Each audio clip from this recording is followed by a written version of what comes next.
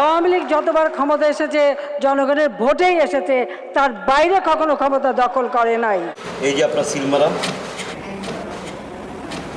আসলে না আমাকে, আমি স্যার স্ট্রোকের রোগী, 2 বার স্ট্রোক করছি। সিল মারতে দেখছেন? তখন স্যার আমি টয়লেটে ছিলাম, আমি দোকানে গেছি। আমরা দেই নেই, তারা জোর করে নিয়েছিলাম, দেই নেই কিছু। জাল ভোটের যে চেষ্টাটা শেষ হয়েছে, এটা কি আপনি দেখেছেন? ভোট চোরকে জনগণ কখনো গ্রহণ করে না। Election was totally free, I mean independent, no doubt about it. But did it really play out that way? Awami লীগের 15 বছরে আমরা দেখেছি রাতের ভোট ও সাজানো ভোটের নির্বাচন, দেশের দখল হারানোর নির্বাচন। আর 2024-এর জুলাই গণ অভ্যুত্থান ছিল দেশের দখল ফেরত নেয়ার ও ভোটাধিকার পুনঃপ্রতিষ্ঠা করার অভ্যুত্থান। তাই আগামী নির্বাচনে আমরা দলে দলে ভোট দিয়ে দেশের দখল বুঝে নেব। দেশের চাবি আমাদের হাতে।